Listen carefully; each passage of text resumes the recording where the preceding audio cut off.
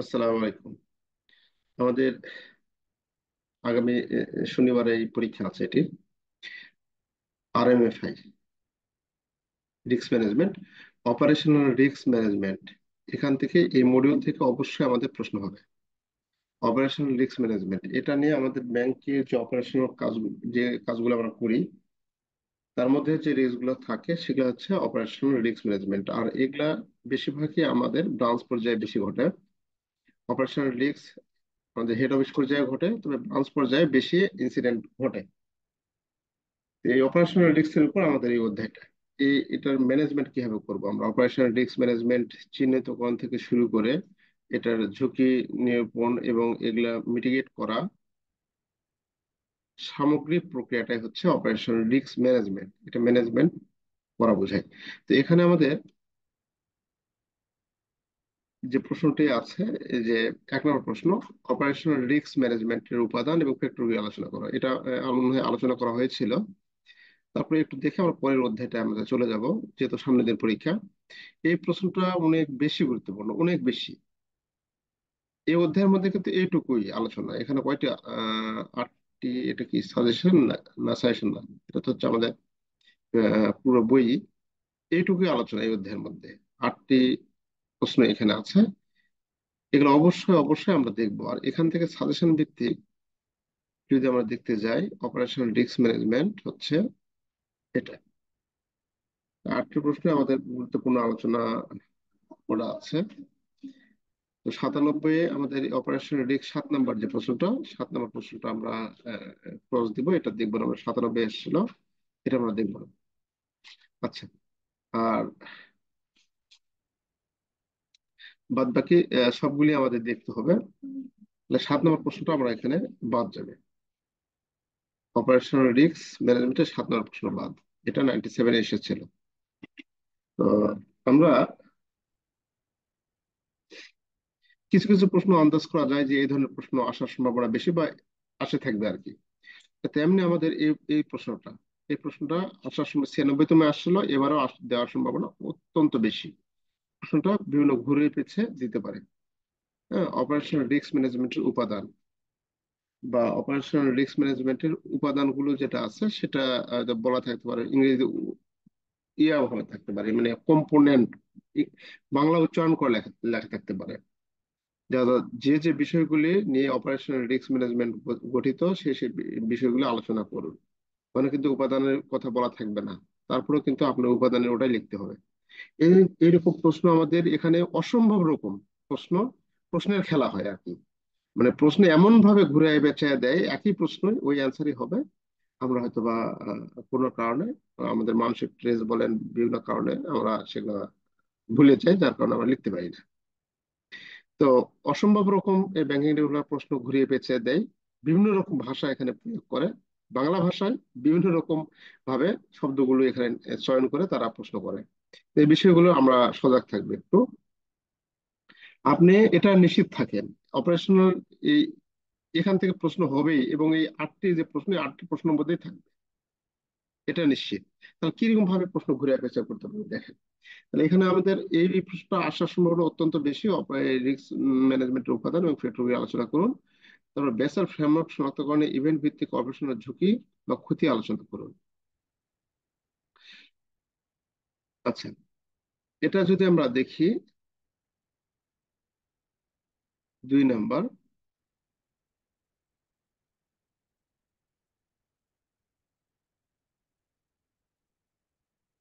এই যে এটাও আমাদের কাছে অনেক গুরুত্বপূর্ণ একটা প্রশ্ন, যে বেসেল ফ্রেমওয়ার্ক শনাক্তকরণ ইভেন্ট ভিত্তিক অপারেশনাল ঝুঁকি বা ক্ষতি নিয়ে আলোচনা করুন। ইভেন্ট ভিত্তিক, আমরা আমাদের বিভিন্ন ঘটনা ভিত্তিক, ইভেন্ট বলতে ঘটনা, বিভিন্ন ঘটনা ভিত্তিক, ঘটনা বলা না থাকে, ইভেন্ট দেওয়া আছে। ইভেন্ট ভিত্তিক অপারেশনাল যে বিভিন্ন রকম ঝুঁকি থাকে, সেই ঝুঁকিগুলো নিয়ে আমরা আমাদের এখানে আলোচনা করতে বলছে। এই প্রশ্নটা আমাদের কাছে অত্যন্ত গুরুত্বপূর্ণ। এই অধ্যায়টা কিন্তু আমরা আলোচনা করেছি। তারপরে আছে অপারেশনাল রিস্ক ম্যানেজমেন্টের প্রক্রিয়া বা ধাপ। অত্যন্ত গুরুত্বপূর্ণ প্রশ্ন এটা, এটা অবশ্যই আমরা দেখব।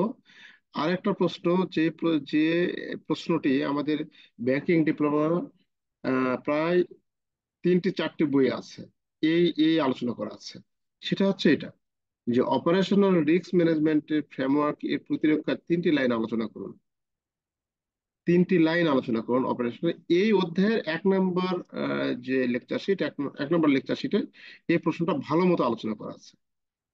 এই বইয়ের 1 নম্বর যে লেকচার শিট সেখানে আমাদের ভালো মতো আলোচনা করা আছে।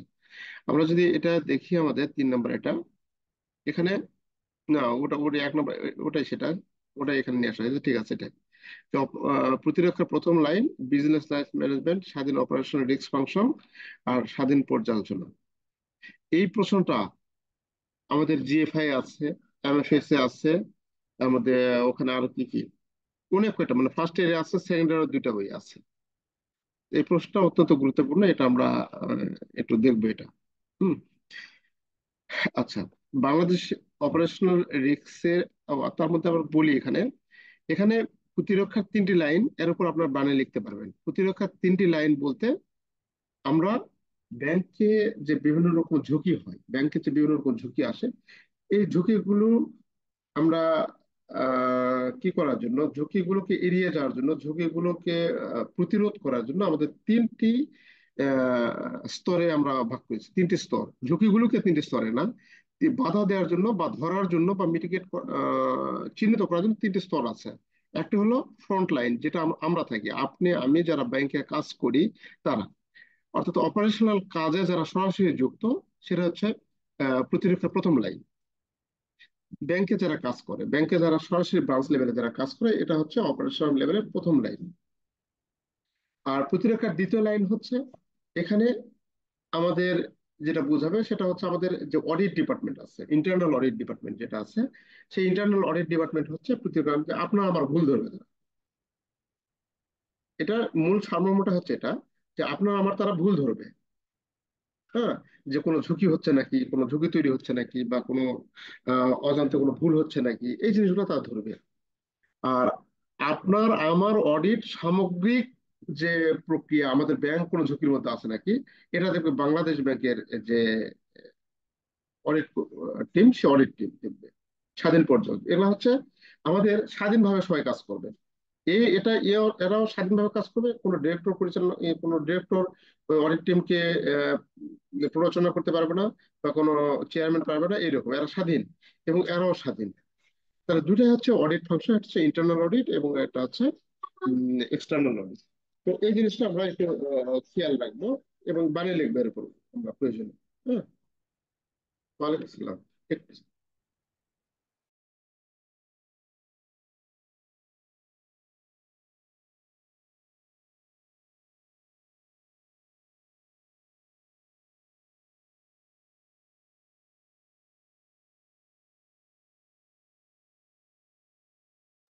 এই বিষয়টা আপনারা একটু আহ, একটু লিখবেন। তো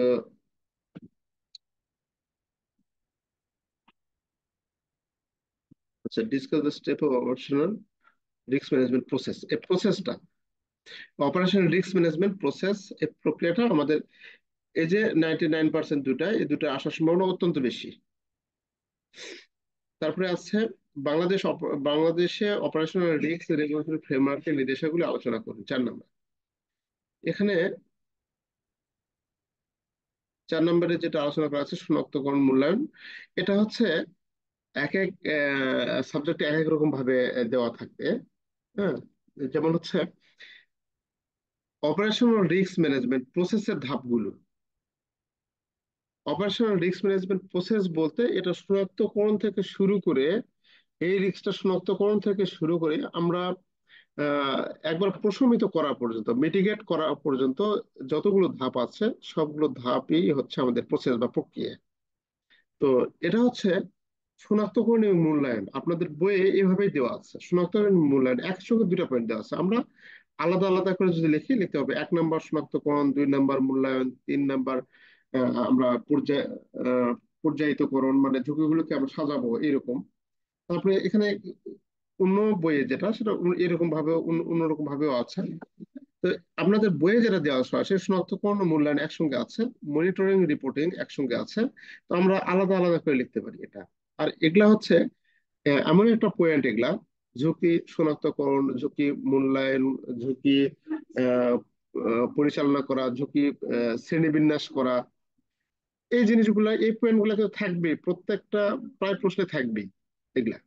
তো এই ঝুঁকিগুলোকে চিহ্নিত করা এবং ঝুঁকিগুলোকে আমরা শনাক্তকরণ করা থেকে শুরু করে ঝুঁকি নিশ্চিহ্ন করা, ঝুঁকি যেন তৈরি না হয়, এই পর্যন্ত যতগুলো কাজ করতে হয় আমাদের সবগুলো কাজই হচ্ছে আমাদের অপারেশনাল রিস্ক ম্যানেজমেন্ট প্রসেসের ধাপ।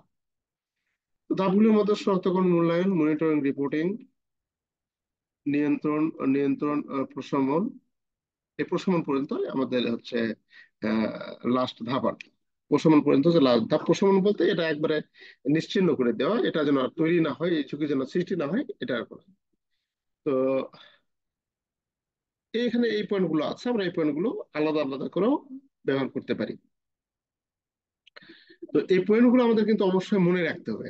মনে রাখলে আপনি লিখতে পারবেন, আমি 100% শিওর। আপনি শনাক্ত করেন যখন মনে থাকবে তখন আপনি আসবে, মাথায় আসবে ঝুঁকি চিহ্নিত করতে হবে। তখন ঝুঁকি যদি না জানি, ঝুঁকি যদি না জানি তাহলে এটা আমরা এটার মানে কি এটা ধরবো আর কি এটা মিটিগেট করব, তাই না?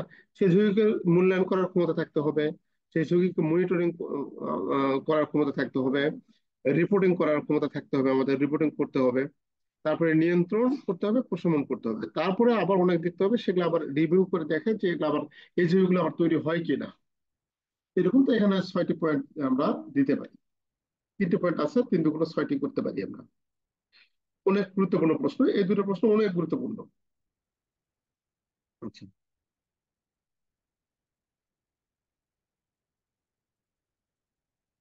অপারেশনাল ঝুঁকি পরিমাপের কৌশল, 5 নম্বর ভুল আছে। 5 নম্বর, বাংলাদেশে অপারেশনাল রেগুলেটরি ফ্রেমওয়ার্কের নির্দেশিকাগুলি। হুম, এটা ভালো প্রশ্ন। বাংলাদেশে অপারেশনাল রিস্ক রেগুলেটরি ফ্রেমওয়ার্কে নির্দেশাবলী আলোচনা করো, বা কেন্দ্রীয় ব্যাংকের উদ্যোগগুলি, কেন্দ্রীয় ব্যাংক কি কি উদ্যোগ নিয়েছে আমাদের ঝুঁকি পরিচালনার ক্ষেত্রে, ওআরএম, ঝুঁকি পরিচালনার ক্ষেত্রে আমাদের কেন্দ্রীয় ব্যাংকের যে উদ্যোগগুলি, সেই উদ্যোগগুলি আলোচনা করো।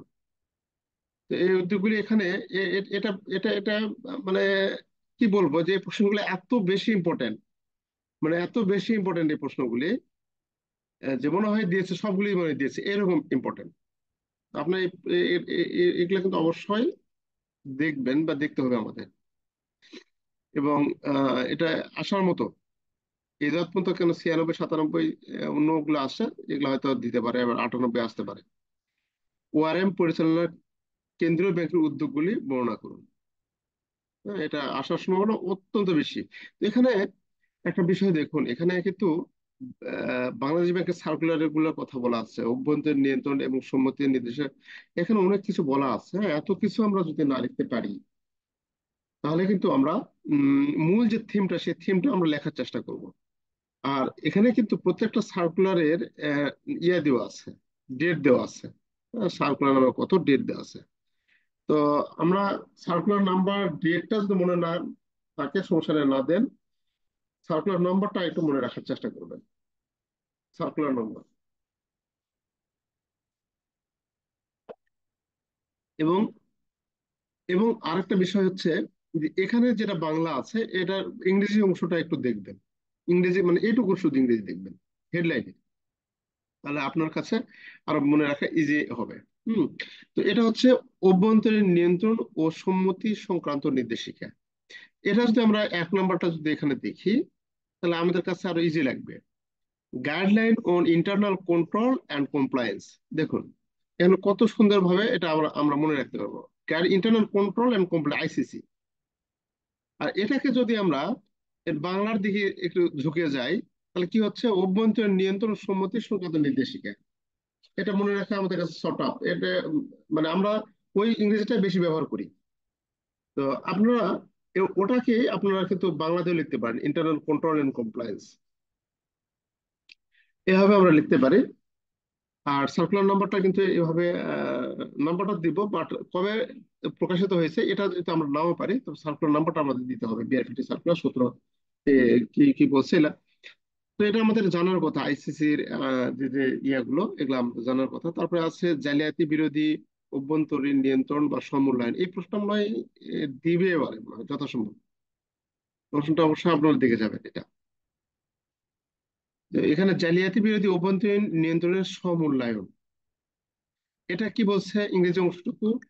ইংরেজি অংশটুকুতে বলা আছে 2 নাম্বার, সেলফ অ্যাসেসমেন্ট। দেখুন আপনার এমনি মনে থাকবে, সেলফ অ্যাসেসমেন্ট এত বেশি উচ্চারিত হয় আমাদের ব্যাংকে। তাহলে self assessment of anti fraud internal control, এই কথাটা আমাদের কাছে মনে রাখা সহজ। আমরা যদি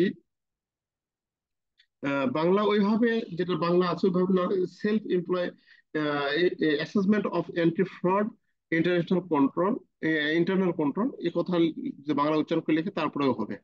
জালিয়াতি বিরোধী অভ্যন্তরীণ নিয়ন্ত্রণের সমন্বয়ন। আচ্ছা, এটা আমাদের ওই তারিখ দেওয়া আছে। আর সার্কুলার নম্বরটা আমাদের একটু মনে রাখতে হবে, সার্কুলার নম্বরটা। তারপর আছে মানি লন্ডারিং প্রতিরোধ নির্দেশিকা নোট, এটাও ইংরেজি, হেডলাইনটা ইংরেজি অংশটুকু দেখবেন। আর মানি লন্ডারিং আমাদের ক্যামেলকো বেমেলকো এই যে জিনিসগুলো এখানে তৈরি করতে বলে, কেওয়াইসি ঠিকাদার, এই জিনিসগুলো তো আমাদের জানাই। খালি আমাদের কি জানেন কোন জায়গায় সমস্যা হবে, আমরা এই যে পয়েন্টগুলো, এই পয়েন্টগুলো আমরা জানবো না। তাহলে আইসিসি, যদি এটা আপনার আমার আমার বিশ্বাস, যদি ICC internal control and compliance, এই পয়েন্টটা যদি আপনার মাথায় আসে, আপনি দুই হরফ লিখতে পারবেন, 2 লাইন লিখতে পারবেন। সেলফ অ্যাসেসমেন্টের এই বিষয়টা যদি আপনার এখানে আসে,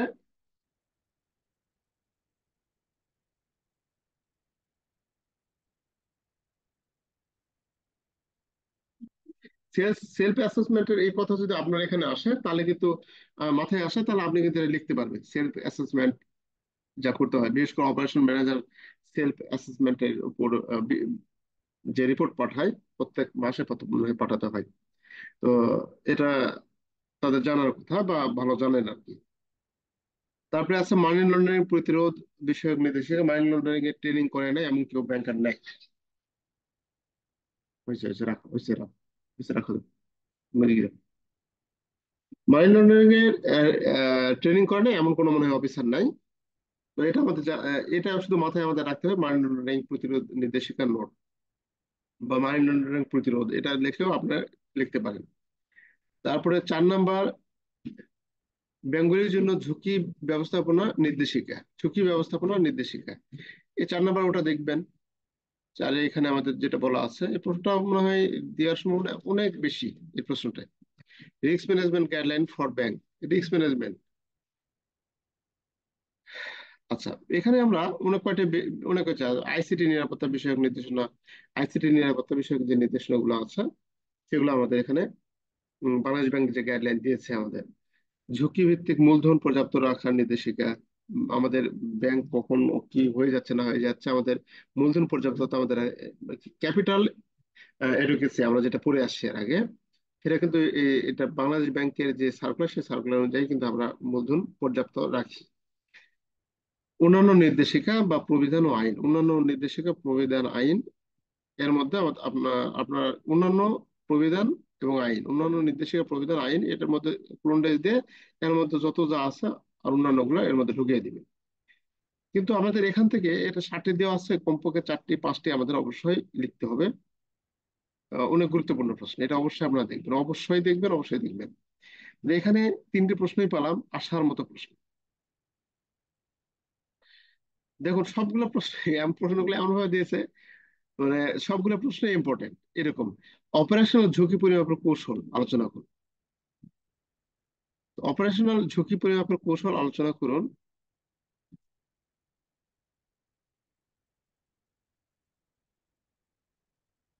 এই কৌশলগুলো দিচ্ছে। এই কৌশলগুলো মনে রাখা আমাদের কাছে অনেক অনেক বেশি টাফ, অনেক বেশি টাফ এটা মনে রাখা। অপারেশনাল রিস্ক, এই প্রশ্নটাও অনেক, মানে যে কটা প্রশ্ন করলাম দেখুন, আপনি এসেস করে দেখেন, এটা আমার উপর দায়িত্ব দেন না, আপনি এসেস করে দেখেন সবগুলো প্রশ্ন ইম্পর্টেন্ট, কোন প্রশ্নটি ইম্পর্টেন্ট নাই, সবগুলো প্রশ্ন ইম্পর্টেন্ট। এখন এই ইম্পর্টেন্টের মধ্যে তাদের কাছে যেটা বেশি ইম্পর্টেন্ট মনে হবে, সেটাই পরীক্ষা দিবে। তবে আমাদের কাজ হলো এগুলা সবগুলো একটু চোখ বুলিয়ে যাওয়া, এটা এই সাবজেক্টে ইনশাল্লাহ ভালো হবে। উম, যেহেতু থিওরিক্যালি বেশি, এটা লিখতে পারবে আর কি, এবং নিজের থেকে অনেক কিছু জানা। তো অপারেশনাল ঝুঁকি পরিমাপের কৌশল এখানে আলোচনা করতে বলছে basic indicator approach, standardize approach আর অ্যাডভান্স মেজর অ্যাপ্রোচ। আমাদের এই কটা এই অ্যাপ্রোচ গুলো আমরা সেদিন আলোচনা করেছি, আজকে আপনারা একটু যাওয়ার সময় দেখে নেবেন। 7 নাম্বার তো এসেছিল। 8 নাম্বার বলছে থ্রি লাইন, ওই যে থ্রি লাইন যেটা বলছে, থ্রি লাইন ডিফেন্স কি হবে, সঠিক ঝুঁকি ব্যবস্থাপনা নিশ্চিত করে ব্যাংক বিভাগকে সাহায্য করে আলোচনা করো। এবং 96 ব্যাংকিং ডেভেলপ গুরুত্বটা আসছিল।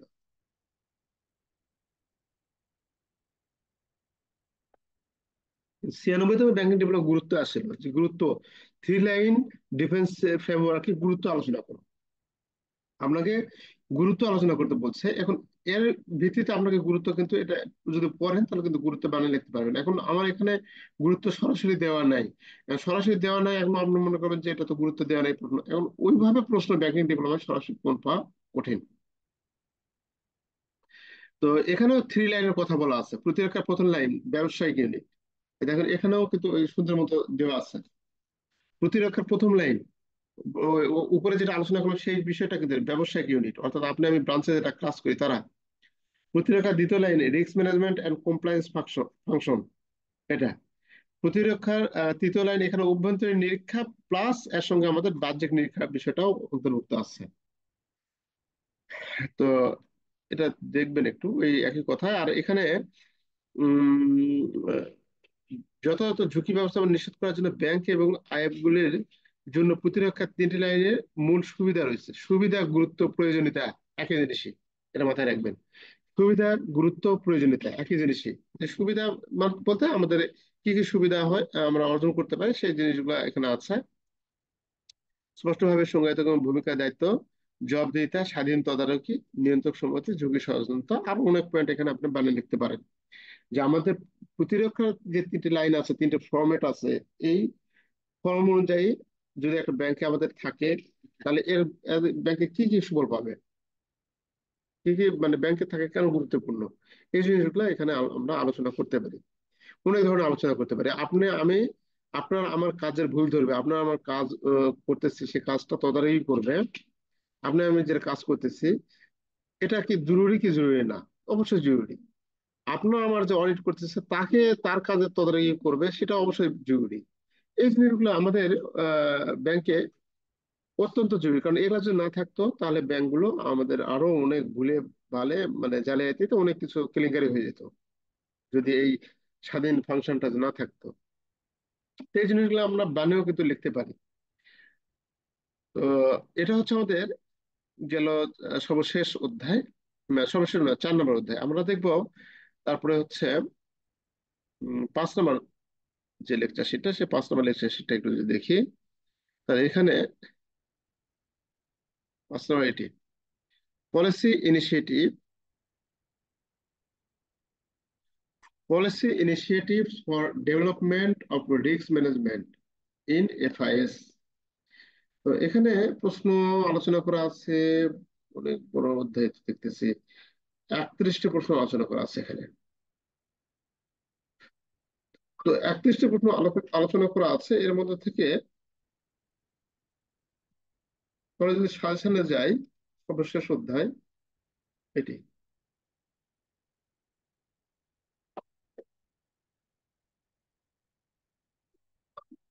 তো এখানে আমাদের যেটা বলা আছে এটা হচ্ছে সাজেশন। হ্যাঁ, একটু জুম আউট করি। ক্রেডিট রিস্ক ম্যানেজমেন্টের গুরুত্ব আলোচনা করো, 97, এটা আমরা দেখবো না, এটা আমরা দেখবো না। তারপরে আছে স্বতন্ত্র ক্রেডিট ঝুঁকির কারণগুলি, তারপরে উচ্চ ঋণ ঝুঁকির সূচকগুলি আলোচনা করো, দেখবো না। 97, এটা আসলে দুর্বল ক্রেডিট ঝুঁকি ব্যবস্থাপনা সূচকগুলি আলোচনা করো। তারপরে আছে আমাদের 97, এগুলো আছে। বাদ বাকি গুলো 3 স্টার দেওয়া আছে প্রায় সবগুলি। তো অনেকগুলো প্রশ্ন এখানে দেওয়া আছে। এখন অনেকে প্রশ্ন যে সাজেশনে এতগুলো প্রশ্ন দিয়েছেন কেন, মানে এতগুলো প্রশ্ন না দিলে তো আপনি দেখবেন না, প্রশ্ন যে কটা দেবো সে কটাই দেখবেন। এখন ওই কটা দেখলে আপনার বানে বনে কিছু লিখতে পারবেন না। আর আমি যে কটা দিব ওই কটাই যে পরীক্ষা আসবে এমন কিছু না। আপনারও অ্যাসেসমেন্ট করার ক্ষমতা যথেষ্ট রয়েছে। আপনিও প্রশ্ন দেখলে বুঝবেন যে কোনটা ইম্পর্টেন্ট, কোনটা গুরুত্বপূর্ণ, কোনটা কম গুরুত্বপূর্ণ। তাহলে এই জিনিসগুলো আমার কাছে অনেক গুরুত্বপূর্ণ মনে হয়েছে, এবং অনেকগুলো দিয়েছে এই কারণে যে অন্ততপক্ষে একবার পড়বেন আপনি, মুখস্থ তো না, মুখস্থ তো কারো থাকবে না এখানে। তো একবার করে দেখলে অন্ততপক্ষে লেখার সম্ভাবনা আপনার জাগবে এবং ভালো মতো লিখতে পারবেন। তো এখানে 97 গুলো বাদ দেবো আমরা, 97তম ব্যাংকিং ডিপ্লোমা যেটা আসলো। ক্রেডিট রিস্কের প্রকারগুলি আমরা আলোচনা করব। ক্রেডিট রিস্কের প্রকারগুলি এখানে আমরা নোটে কিন্তু কোনো কিছু দেওয়া দেওয়া ছিল না, সব ফাঁকা ছিল। সাজেশনে কিন্তু, ওখানে সাজেশন থেকে আপনারা একটু দেখবেন এটা।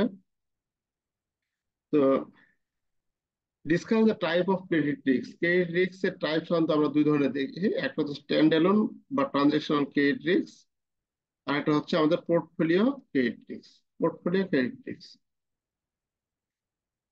স্বতন্ত্র বা লেনদেন লেনদেন ক্রেডিট ঝুঁকি। এটা হচ্ছে একটার মধ্যে ডিফল্ট, আর একটা হচ্ছে ডাউনগ্রেড। পোর্টফোলিও ক্রেডিট রিস্ক হচ্ছে ঘনত্ব, আর একটা হচ্ছে পদ্ধতিগত। স্বতন্ত্র বা লেনদেন লেনদেনের এটা এটা বলতে আমরা কি বুঝি, যে এই ঝুঁকিগুলোর মধ্যে ডিফল্ট ভাবে কেউ, আমাদের সবকিছু ঠিক থাকা সত্ত্বেও, যারা আমাদের অ্যাসেসমেন্ট বা সবকিছু আমাদের সবকিছু ঠিক থাকা সত্ত্বেও যে কাস্টমার ঋণের টাকা দিতে ব্যর্থ হবে, সেটা হচ্ছে আমাদের ডিফল্ট ঝুঁকি। আর ডাউনগ্রেড ঝুঁকি হচ্ছে আমাদের ব্যাংকের কোনো অফিসার যদি কোনো তার গ্রেডিং করতে সমস্যা করে। গ্রেডিং বিভিন্ন রকম, মানে তার বিভিন্ন রকম হতে পারে। আমাদের রিস্ক অ্যাসেসমেন্টের বিভিন্ন যে কি বলে, লোন দেওয়ার ক্ষেত্রে যে বিভিন্ন ইন্ডিকেটর আমরা ইউজ করি, সেই ইন্ডিকেটরে সে যদি মার্কেস খাওয়ায়, যেমন একটু হলো আমরা ভ্যালুয়েশন করি, তাকে আমরা বিভিন্ন ক্যাটাগরির মধ্যে ফেলানোর চেষ্টা করি। সে আমাদের ঋণ পাওয়ার যোগ্য না, তারপরেও যেভাবে হোক তাকে ঋণের মানে ঋণ এবং হিউজ পরিমাণ ঋণ পাওয়ার মতো যোগ্য করে আমরা দেখাইছি, আমরা কাগজে কলমে অফিসাররা। তাহলে সেটা হচ্ছে আমাদের কাছে ডাউনগ্রেড রিস্ক। ডাউনগ্রেড অর্থাৎ ব্যাংকের ভুলের কারণে বা ব্যাংকের কারণে, আমাদের মানে কোনো অফিসারের কারণে এটা আমাদের ঋণগ্রহীতাকে আমরা ঋণ নেওয়ার জন্য উদ্বুদ্ধ করি এবং ঋণ দিয়ে থাকি। এটা ব্যাংকের ব্যর্থতার কারণে, আমাদের রেটিং এর ব্যর্থতার কারণে আমাদের এটা ঘটনা ঘটে। পোর্টফোলিও ঝুঁকিটা হচ্ছে পোর্টফোলিও বলতে যেটা আমরা বুঝি আমাদের ফিনান্সের ভাষায়, ফিনান্স বা অ্যাকাউন্টিং এর ভাষায়, পোর্টফোলিও হচ্ছে ঝুঁকির মাত্রা কমানো। ঝুঁকির মাত্রা কমানোই হচ্ছে পোর্টফোলিও। অর্থাৎ আমরা কোনো জায়গায় যদি টাকা ইনভেস্ট করি, আমাদের ব্যাংকের যে আমরা লোন দেবো তো, তাই না? আমরা ব্যাংকে তো বিভিন্ন কাস্টমারকে লোন দিব। এখন এইরকম কাস্টমারকে লোন দিতে গিয়ে আমরা দেখতেছি একই এলাকায় একই শিল্পের উপর আমরা লোন দিচ্ছি, তাহলে সেই লোনটা হচ্ছে আমাদের কাছে ঝুঁকিপূর্ণ হবে। আপনার এলাকায় যদি পোল্ট্রি এলাকা হয়ে থাকে, তাহলে আপনি শুধুমাত্র পোল্ট্রি শিল্পের উপরে দিচ্ছেন, তাহলে সেক্ষেত্রে আপনার ঝুঁকিপূর্ণ হতে পারে, এবং সেটা ঘনত্বের ঝুঁকি হতে পারে। এই যে ঘনত্ব যেটা বলা আছে না, ঘনত্ব, এটা ঝুঁকি হতে পারে। অথবা আপনার এলাকায় কাপড় ব্যবসায়ী আছে, কাপড় ব্যবসায়ীকে লোন দিচ্ছেন, আর অন্য কোনো কোনো কারণে কাপড়ের মার্কেটে ধস নামলে, তাহলে সেখানে আমাদের ডিফল্ট হওয়ার সম্ভাবনা বেশি থাকবে। তাহলে পোর্টফোলিও বলতে একই কোনো সেগমেন্টে না, আলাদা আলাদা সেগমেন্টে আমরা যখন লোনটা ভাগ করে দিব, সেটা হচ্ছে আমাদের কাছে পোর্টফোলিও পোর্টফোলিও ইনভেস্টমেন্ট বলে সেটাকে। তো পোর্টফোলিও ক্রেডিট রিস্ক বলতে সেটা আমরা আলাদা আলাদা না দিয়ে আমরা একই জায়গায় একই কোন সেগমেন্টে আমরা লোনটা দিয়েছি। এটা হচ্ছে গুণতের ঝুঁকি। পদ্ধতিগত ঝুঁকি হলো এটা, আহ, যে বাজারের বিভিন্ন কারণে, ভূ ভূ রাজনৈতিক কারণে পদ্ধতিগত যে ঝুঁকিটা, এটা হয়ে থাকে। রাজনৈতিক অস্থিতিশীলতা, যুদ্ধ বিগ্রহ হয়, এগুলোর কারণে আমাদের এই ঝুঁকিগুলো হয়ে থাকে। তাহলে আমরা দুই ধরনের ঝুঁকিকে আমরা বিশ্লেষণ করতে পারি: স্বতন্ত্র ঝুঁকি এবং হচ্ছে পোর্টফোলিও ঝুঁকি। স্বতন্ত্র ঝুঁকি দুই ধরনের: ডিফল্ট মানে স্বাভাবিকভাবে যারা টাকা পয়সা দেয় না; ডাউনগ্রেড ঝুঁকি শুধু ব্যাংকের কোনো রেটিং এর কারণে, কোনো নিম্নমানের রেটের কারণে ঝুঁকি ব্যর্থতা বা ঋণের ব্যর্থতা সৃষ্টি হয়, সেটা হচ্ছে আমাদের কাছে ডাউনগ্রেড। পোর্টফোলিও হচ্ছে আমরা একই শিল্পে যখন বেশি বেশি লোন দিব, অর্থাৎ একই শিল্পে ঋণের পরিমাণ বা ঋণের ঘনত্বের পরিমাণ বেশি হলে আমাদের পোর্টফোলিও ঝুঁকি সৃষ্টি হয়, এবং সেই ঝুঁকিটা হচ্ছে ঘনত্বের ঝুঁকি, যদি আমরা বেশি দিয়ে থাকি। পদ্ধতিগত ঝুঁকি হচ্ছে কি? মূল্যবান। পদ্ধতিগত ঝুঁকি হচ্ছে যে আমরা আমরা যে লোনগুলো দিই সেই লোনগুলো যদি ভূ রাজনৈতিক কারণ, রাজনৈতিক অস্থিতিশীলতা, এরকম বিভিন্ন যুদ্ধ বিগ্রহ, মহামারী, বিভিন্ন কারণে যদি ডিফল্ট হয়ে থাকে তাহলে সেটা হচ্ছে আমাদের কাছে পদ্ধতিগত ঝুঁকি। এইভাবে আমরা এই প্রশ্নটা লেখার চেষ্টা করব। আর এখানে আমাদের স্বতন্ত্র ক্রেডিট ঝুঁকির কারণগুলি আলোচনা করো, স্বতন্ত্র ক্রেডিট ঝুঁকির কারণগুলি আলোচনা করো।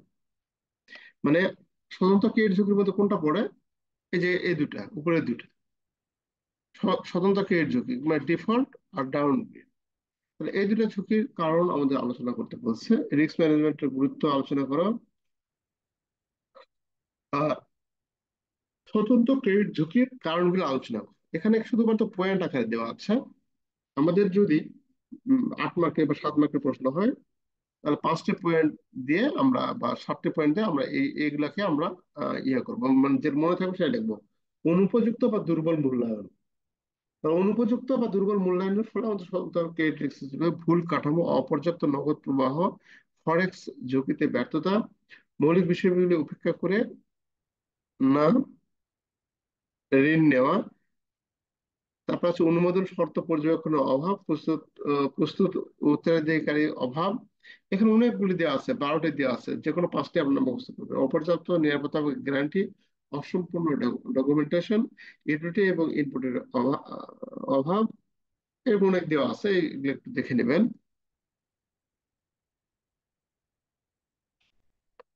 আচ্ছা, তারপরে আমাদের দুর্বল ক্রেডিট ঝুঁকি ব্যবস্থাপনার সূচকগুলি আলোচনা করব। তাহলে এখানে উচ্চ ক্রেডিট ঝুঁকির সূচকগুলি আলোচনা করতে বলছে, 97 আসলো, এবং দুর্বলতাও আমাদের 97 আসছিল। আচ্ছা, তাহলে আমরা এই ক্রেডিট রিস্কের ঝুঁকির সম্বন্ধে এখান থেকে আর প্রশ্ন তাহলে আমাদের আসার সম্ভাবনা নাই। এখন হচ্ছে ঝুঁকি ক্ষুধা কি? ঝুঁকি ক্ষুধা বা আকাঙ্ক্ষা বা প্রবণতার বিবৃতি, মূল উপাদান।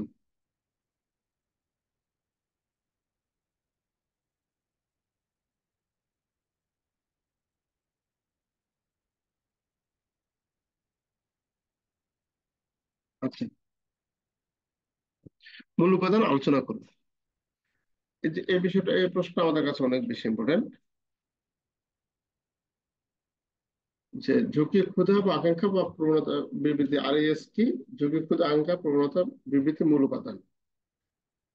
রিস্ক অ্যাপিটাইট স্টেটমেন্টের মূল উপাদানগুলো আলোচনা করো। আচ্ছা,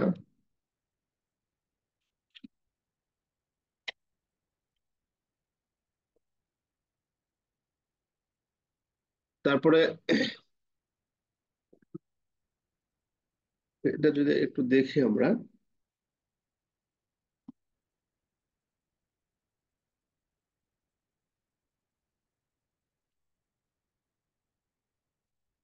তাহলে ঝুঁকি ক্ষুধা কি? এটা অনেকবার আমরা দেখেছি, অনেক কটা সাবজেক্টে দেখেছি। ঝুঁকি ক্ষুধা, ঝুঁকি ক্ষুধাটা কি আমরা একটু দেখবো এখানে।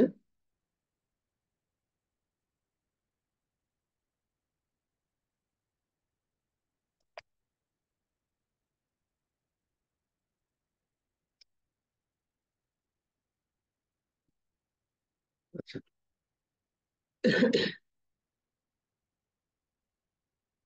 ঝুঁকি ক্ষুধাটা আমরা বুঝবো যে ঝুঁকি ক্ষুধা কি। ঝুঁকি ক্ষুধা বা ঝুঁকি আকাঙ্ক্ষা বা ঝুঁকি প্রবণতা, কোন ব্যাংকে ঝুঁকি নেওয়া, ঝুঁকি নেওয়ার যে প্রবণতা, ঝুঁকি নেওয়ার যে প্রবণতা, সেটা হচ্ছে ঝুঁকি ক্ষুধা বা ঝুঁকি আকাঙ্ক্ষা। কোনো ব্যাংকে বা কোনো ব্রাঞ্চের ঝুঁকি, তার লক্ষ্য উদ্দেশ্য পূরণের জন্য ঝুঁকি নেওয়ার যে প্রবণতা। এখন আপনার মাথায় এটা আসতে পারে যে ঝুঁকি আমরা আর এড়িয়ে যাই, তো ঝুঁকি হচ্ছে নেওয়ার প্রবণতা, এটা আমার কেমন একটা উল্টা কথা। এরকম একটা কথা মাথায় আসতে পারে। রিস্ক অ্যাপেটি হচ্ছে এটাই, যে আমরা ঝুঁকি তো আমরা আরো দূরে ঠেলে দিই, তো ঝুঁকি আমরা নিব কেন? আসলে ঝুঁকি না নিলে তো মুনাফা অর্জন করতে পারবো না, তাই না? ঝুঁকি না নিলে আমরা মুনাফা অর্জন করতে পারবো না। তাহলে মুনাফা অর্জন করতে গেলে আমাদের লোন দিতে হবে। লোন আপনি আমি দিচ্ছি, কিন্তু সেখানে ঝুঁকি রয়েছে, ঝুঁকি আছে, এটা কিন্তু আপনি আমি জানতেছি। যে লোন দিচ্ছি মানে মানুষকে যখন টাকা দিচ্ছি অবশ্যই তার মধ্যে ঝুঁকি আছে। এই ঝুঁকিটা আপনি আমি নিচ্ছি, জানে শুনে নিচ্ছি, তাই না? এই জানে শুনে নেওয়াটাই হচ্ছে আমার কাছে, ঝুঁকি ক্ষুধা বা আকাঙ্ক্ষা বা প্রবণতা বা রিস্ক অ্যাপিটি। তো এখন কথা হচ্ছে এই ঝুঁকিটা কতদূর পর্যন্ত আমরা সহ্য করতে পারি, মানে কত লিমিট পর্যন্ত আমরা এটা তাকে দিতে পারবো বা আমরা আমার ব্যাংক সহ্য করতে পারবো, এটা এখানে আমাদের ক্যালকুলেশন করতে হয়। সেই ক্যালকুলেশনের জন্য আমরা ডিবিআর যে রেটিং, বিভিন্ন অ্যাসেসমেন্ট করি, বিভিন্ন থার্ড পার্টি দ্বারা ইয়া করি, এই জিনিসগুলো করে থাকি আমরা। তো এখানে যে বিষয়টা, এখানে মূলত এত বিস্তারিত আলোচনা করলাম না এখানে। ঝুঁকি ক্ষুধা বলতে এই জিনিসটা মূলত বোঝাবে, ঝুঁকি ক্ষুধা বা প্রবণতা বা বিবৃতিমূলক ঝুঁকি স্টেটমেন্টের, রিস্ক অ্যাপেটাইট স্টেটমেন্টের মূল উপাদানগুলো আলোচনা করেন। তাহলে ঝুঁকি সহনশীলতা, ঝুঁকির উদ্দেশ্য, ঝুঁকি বিভাগ, ঝুঁকির সময়সীমা, ঝুঁকির ডিউরেশন আর কি যেটাকে বলে, ঝুঁকির সময়সীমা, ঝুঁকির ডিউরেশন বা ঝুঁকির হচ্ছে আহ, উম, কি বলে ভ্যালু বা মূল্য, মনিটরিং, রিপোর্টিং কৌশল, একত্রীকরণ, যোগাযোগ। অর্থাৎ আমাদের রিস্ক অ্যাপিটি আমরা যেটা নিচ্ছি, এই রিস্ক অ্যাপিটি স্টেটমেন্টের আমাদের যে বিভিন্ন প্রকার আহ, ঝুঁকির উপাদানগুলি রয়েছে, অর্থাৎ এটা কিভাবে তৈরি হয় রিস্ক অ্যাপিটিটা বা এই স্টেটমেন্টটা, সেটা এখানে আলোচনা করতে বলছে আর কি। এটা আমরা একটু দেখে নেবেন। আচ্ছা, তারপরে আছে এই যে এটার মধ্যে একটা থাকবে, হ্যাঁ, মনে হয় মেবি, এই যে ঋণ ঝুঁকি ব্যবস্থাপনার সঙ্গে পরিচালনা পর্ষদের ভূমিকা আর সিনিয়র ম্যানেজমেন্টের ভূমিকা। ঋণ ব্যবস্থাপনা সম্পর্কে সিনিয়র ম্যানেজমেন্টের ভূমিকা, আর রিস্ক ম্যানেজমেন্ট ঘটনা সিনিয়র ম্যানেজমেন্টের ভূমিকা। তো ঋণ ঝুঁকি ব্যবস্থাপনা আর ক্রেডিট রিস্ক ম্যানেজমেন্ট একই কথাই কিন্তু, ঠিক আছে? এটা বিভিন্ন নামে দেওয়া থাকতে পারে। এই দুইটা প্রশ্নের মধ্যে একটা প্রশ্ন আমাদের আসার কথা, একটু দেখবেন। ঋণ ঝুঁকি সিনিয়র পরিচালনা পর্ষদের ভূমিকা, আর একটা হচ্ছে সিনিয়র ম্যানেজমেন্টের ভূমিকা। অর্থাৎ এটা আমাদের বোর্ড অফ ডাইরেক্টরের ভূমিকা, আর আমাদের ধরুন এখন ম্যানেজমেন্ট সিনিয়র ম্যানেজমেন্টের যেটা এসএমটি টিম থাকে, সেই এসএমটি টিমের ভূমিকা।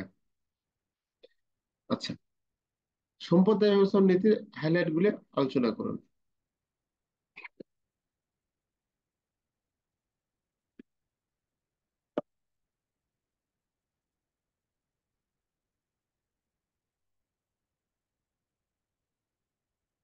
10 নম্বর প্রশ্ন।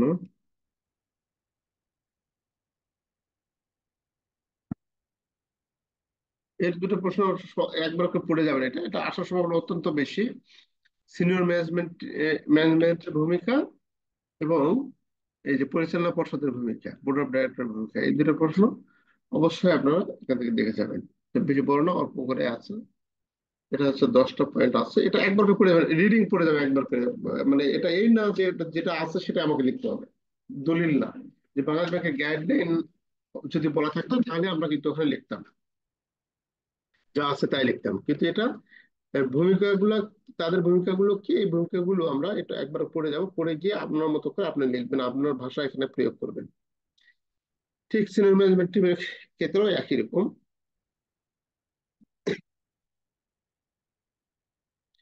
তাহলে অ্যাসেট ম্যানেজমেন্ট, এই যে discuss the highlight of asset liability management, LML policy highlight গুলি আমাদের আলোচনা করতে বলছে। এখানে কি কি বিষয়ে হাইলাইট করা হয়েছে? অনেকগুলো এখানে করা হয়েছে। তাহলে এখানে আমাদের আছে ব্যাসেল 3 তারল্য অনুপাত, ব্যাসেল 3 এর তারল্য অনুপাত, liquidity coverage ratio, net stable funding ratio. এখানে দুই ধরনের আলোচনা আছে, লিভারেজ অনুপাত আছে, অ্যাডভান্স ডিপোজিট রেশিও আছে। এগুলো তো আমাদের জানার কথা, যে লিকুইডিটি কভারেজ রেশিও এবং নেট স্টেবল ফান্ডিং রেশিও, এটা অনেকবার আলোচনা করা আছে অন্যান্য সাবজেক্টে। যাদের শুধু এই সাবজেক্ট আছে তাদের কাছে এটাই প্রথম, অন্যান্য সাবজেক্টে কিন্তু এটা আলোচনা করা আছে। লিভারেজ অনুপাত, advance to deposit ratio, ADR. তারপর আছে পাইকারি ঋণের সীমা, মানে অঙ্গীক অঙ্গীকার, মানে আমরা যেটা প্রমিসারি নোট যেটাকে বলি, অদল বদল করা তহবিলের সীমা, সোয়াপ, স্ট্রাকচারাল লিকুইডিটি প্রোফাইল। তো এই প্রশ্নটা এখানে ইএমএল এর নীতি 2016 এর হাইলাইট গুলি আলোচনা করি, 2016 এর হাইলাইট গুলি আলোচনা করতে বলছে। আমরা যদি যতটুকু পারি এটা মনে রাখার চেষ্টা করবো, যদি মনে থাকে ভালো, না থাকলে প্রশ্ন এড়িয়ে যাবো যদি আপনার কাছে কঠিন মনে হয়।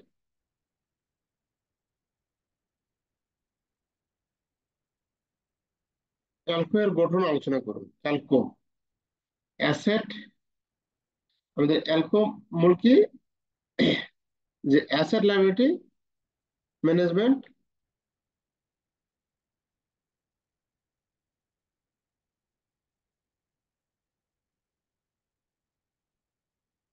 Asset liability management committee, asset liability management committee ALCO. এই অ্যালকো কমিটি অনুযায়ী আমাদের কিন্তু ডিপোজিট রেট নির্ধারণ হয়ে থাকে। এটা আমি অনেকবার একবার বলেছিও। অ্যালকো মিটিং এ আমাদের ডিপোজিট রেট যে চেঞ্জ বা ঋণের রেট চেঞ্জ, এই চেঞ্জ গুলো হয়ে থাকে। আচ্ছা, দেখি আমি এটা ইজি আছে। কি এজেন্ডা অফ অ্যালকো? অ্যালকো থেকে এবার প্রশ্ন আসার সম্ভাবনা আছে। অ্যালকো অ্যালকো অ্যালকো অ্যালকো অ্যালকো অ্যালকো পেপার আমাদের এখানে।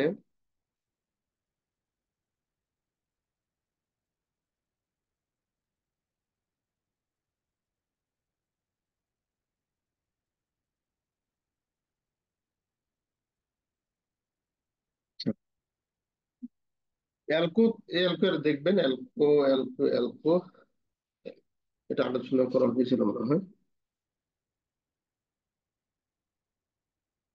অ্যালকো থেকে প্রশ্ন অবশ্যই আসবে, আসার সম্ভাবনা কি, অবশ্যই বলা ভুল হবে, অবশ্যই আসার সম্ভাবনা রয়েছে।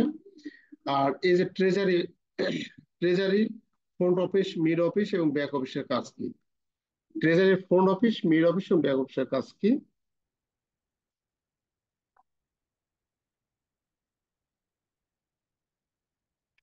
আরেকটা গুরুত্বপূর্ণ প্রশ্ন আছে, উম, সেটা হচ্ছে এটা।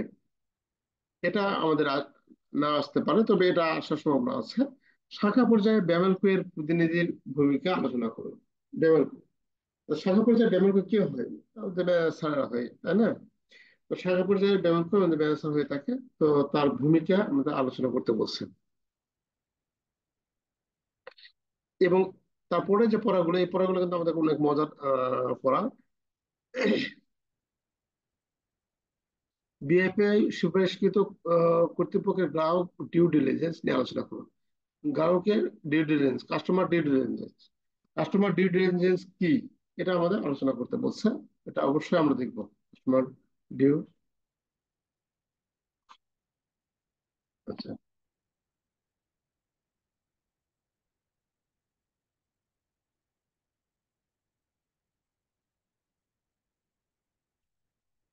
বিএফআই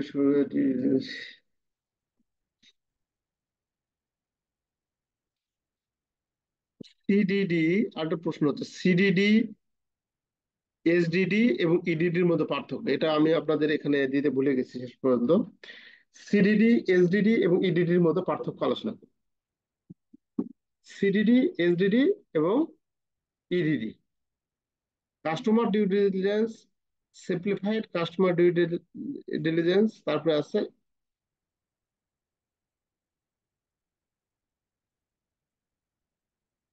তারপরে আছে ইনহ্যান্স ডিউ ডিলিজেন্স। এই তিনটার মধ্যে পার্থক্য আমাদের অত্যন্ত গুরুত্বপূর্ণ। এই পার্থক্যটা একটু দেখে নেবে, তিনটা সংজ্ঞা পড়ে নেবে, তাহলে পার্থক্যটা বুঝতে পারবেন। আচ্ছা,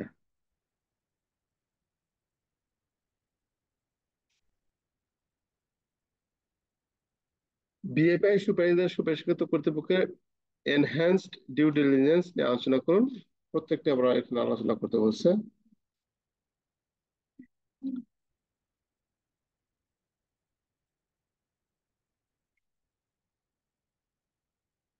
আচ্ছা, আর ওই এটা দেখবেন, সিডিডি, এসডিডি এবং ইডিডি। তারপরে আছে এখানে কেওয়াইসি আছে, CTR, CTR STR, CTR STR. এই সিটিআর এসটিআর এর মধ্যে পার্থক্য, বা সিটিআর এসটিআর কি, বিএফআর দ্বারা সুপারিশকৃত কর্তৃপক্ষের নগদ লেনদেন রিপোর্টিং সিটিআর নিয়ে আলোচনা করুন। আচ্ছা, দেখবেন সিটিআর তো জানি অভ্যন্তরীণ নিরীক্ষা,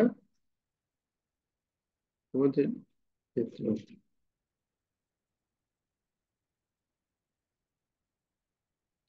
আচ্ছা, তারপরে আছে আমাদের এই বিষয়, এই একটা প্রশ্ন, আইসিটি নিরাপত্তা বিষয়, আইসিটি নিরাপত্তা ব্যবস্থাকে আইসিটি নিরাপত্তা ঝুঁকি নিয়ে আলোচনা করুন। আইসিটি ব্যাংকে আইসিটি, আপনার ব্যাংকে আইসিটি নিরাপত্তা ঝুঁকি নিয়ে আলোচনা করুন। এই আইসিটি এর যে বিষয়টা, এই তিনটা আপনারা একটু দেখবেন, এক নজরে চোখ বুলে যাবেন, কারণ আইসিটির উপর আমাদের কোশ্চিন থাকতে পারে। আচ্ছা, আমাদের মোটামুটি এই পাঁচটি অধ্যায়ে আমাদের আলোচনা করা আছে। আজকে প্রশ্নগুলো আলোচনা করলাম, এবং উত্তরগুলো ওইরকম ভাবে উত্তর তো আপনাদের কাছে আছে, একটু এই কটা প্রশ্ন একটু দেখে নেবেন। দুইটা অধ্যায় আলোচনা করা হলো, সবগুলো অধ্যায় আলোচনা করা হয়নি, দুইটা অধ্যায় আলোচনা করবে। দুইটা অধ্যায়ের মধ্যে আমাদের 3 থেকে 4টি প্রশ্ন থাকতে পারে। আচ্ছা, এখন স্যার, আমরা আমরা আগামীকাল যদি আপনারা সময় পান, আহ, আগামীকাল নাইটে, তাহলে আমরা ক্রেডিট অপারেশন ম্যানেজমেন্টের অঙ্কগুলি একটু আমরা আলোচনা করবো আর কি।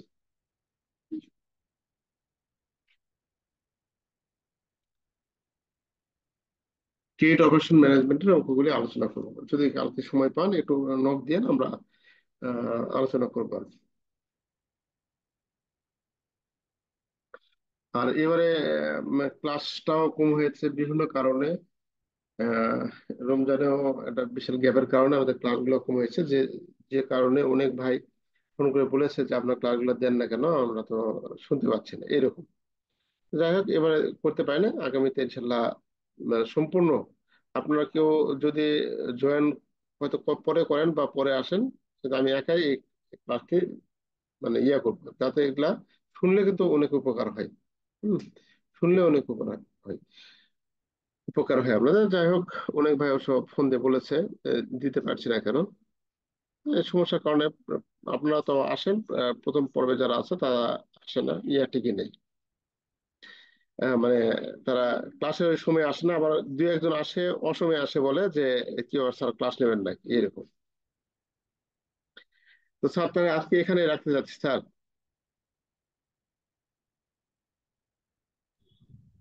জি স্যার, আসসালামু আলাইকুম।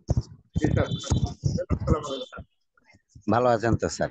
জি স্যার, আছে স্যার, আপনাদের দোয়ায় স্যার।